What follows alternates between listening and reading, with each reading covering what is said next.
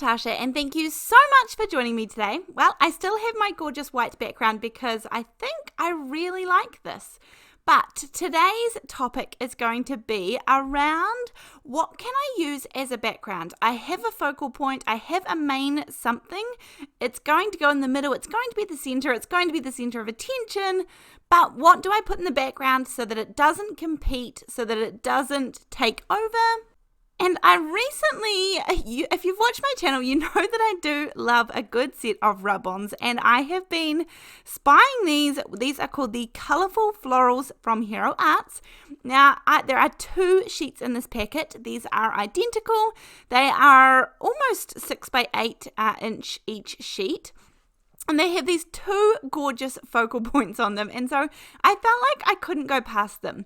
Now, just personally, I like to cut out the individual rub-on that I'm going to use. That way I don't risk damaging any others. I don't risk getting any of the designs where I don't want them. It also means I would hate to spoil one and then waste it in that way as well. So these are the 2 that I'm going to be making today. I'm going to turn both of these into cards. Now, what I do is this is option 1.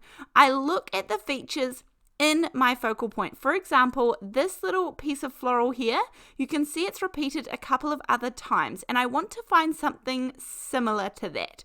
Now, I have to dig deep in my stash. This is one of the botanicals from Paper Smooches, and then there's also this Catherine Paula set. I really just went through to find something that had a branch that looked similar to what was already in my focal point. So I have the Twilight and the Pebble inks here, both from Catherine Paula. These are just light grey inks, and her inks stamp beautifully. And so I want the background to be something that's not going to compete. So I want a light shade of grey. So I'm not going to introduce any colours for this one. This is just what I search for. So I'm finding a branch that is similar that I can pull in from the focal point, and I'm adding it to the background, but in something that is just neutral. It's not going to compete, it's not going to take anything away, but it is going to create a background pattern. I am so simply using just one little stamp for this. Now, absolutely, if you have a die that looks similar or you think would work, cut that die out in some kids fun foam, attach it to an acrylic block, and you're away laughing as a stamp as well. Now, I tried to find some colours that were somewhat matching to some of the focal point I have. Now, I truly don't have that many colours. So, these are a couple of the Distress Oxides that I thought may work. Now, they were definitely not perfect. Actually almost not very close at all. But I don't have a huge range of inks at all. I don't have the space for them. I have a really small space. And so that's okay. We just go with what we have and make it work. So for the Distress Oxide, the blue, I'm going to sort of put this on just in a really light layer to start with. I will end up coming back in a little bit heavier. This is the Peacock Feathers colour, and I am just looking to create something to highlight my focal point. Again, this is where we want to draw our eye to.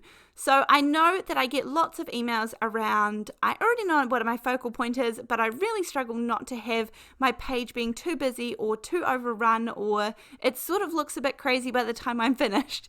So I always go with really simple and plain if I want there to be a gorgeous focal point, and this really does point it out really well.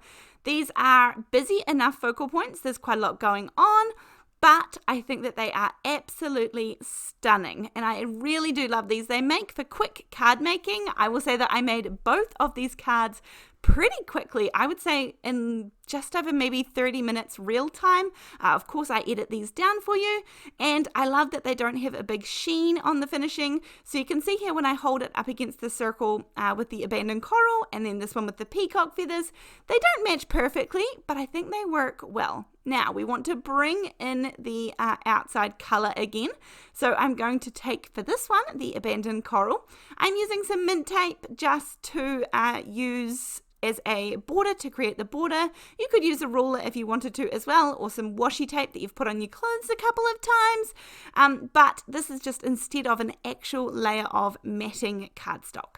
Then I'm going to cheat a little bit, but it's never cheating in card making. I'm going to use, as usual, the All Occasions Paper Rose set of sentiments, because I really like that this one says thanks a bunch and thank you so much. So I thought that the thanks a bunch went really well because it's essentially a bunch of flowers. So that's what I'm going to use on these ones today.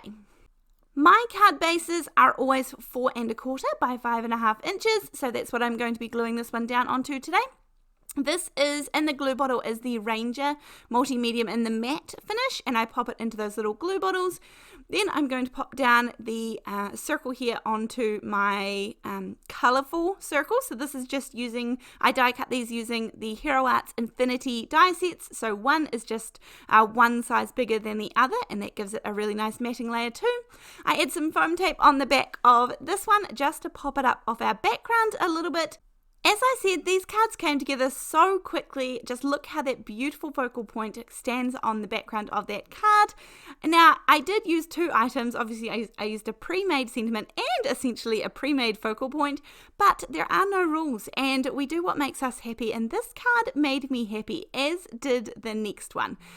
So for the next card, my trick when I'm picking a background is to keep a stencil or something that is, you could do like a piece of cardstock that you have die cut, but keep it simple. So this is called the Simple Stitch Crochet in Small from Papertrey ink. Now honestly, I think this is the first Papertrey ink thing I have ever purchased. So I'm going to go over my background here with some of the same Peacock feathers color because I don't want to waste that circle from before.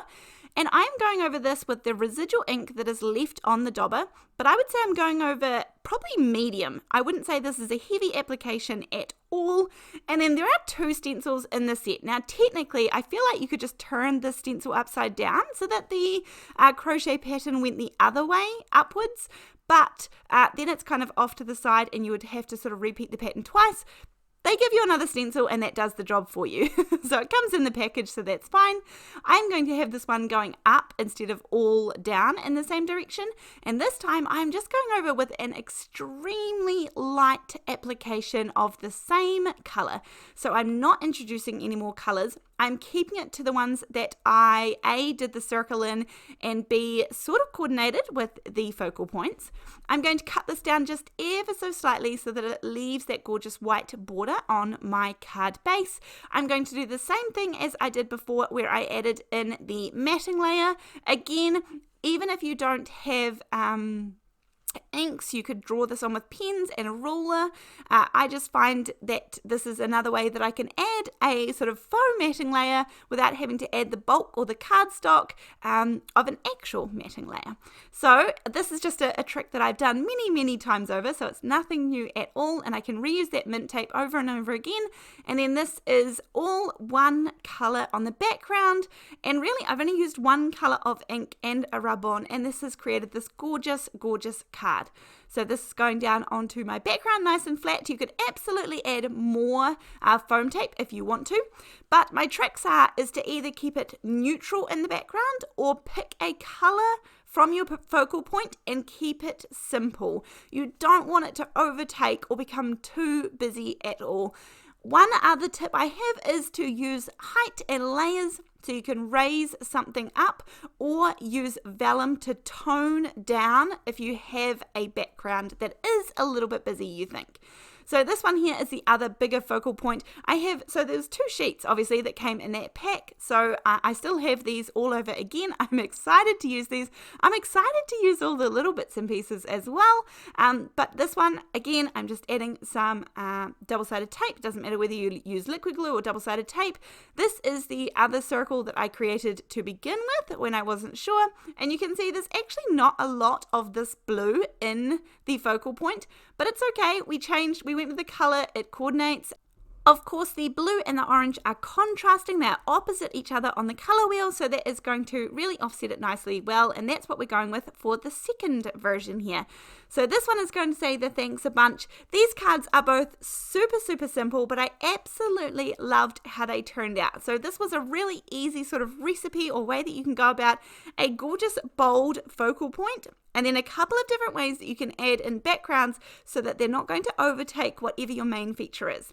Of course, I'll have all of the supplies linked down below. If you're interested in supporting my channel, I will have a link to the Buy Me a Coffee page also down below, along with my snail mail address if you would like to send me a card. But other than that, I will